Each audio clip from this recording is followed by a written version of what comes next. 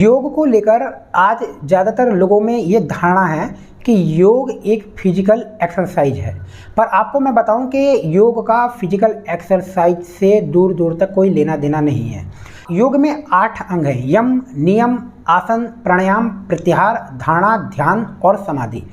आज के समय में जब हम देखते हैं कि आसन किसी ने किया और उसको कह देते कि उसने योग किया।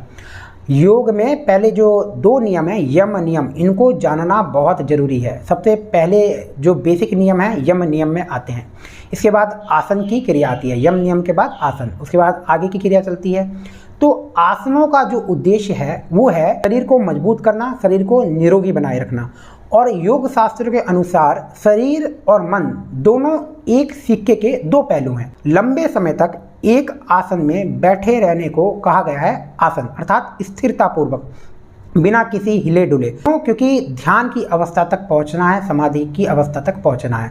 तो इस अवस्था तक पहुंचने के लिए आसनों की व्यवस्था की गई है। जब हम आसनों का अभ्यास करते हैं तो उससे हमारा शरीर तो निरोग होता ही है, साथ में शरीर मजबूत होता है। और शरीर मजबूत होता है तो हमारा मन भी मजबूत होता है और हमारा मन पर अच्छा नियंत्रण होता है, जिससे हम योग मार्ग में आगे चलते हुए ध्यान, धारणा और समाधि की अवस्था तक पहुंचते हैं।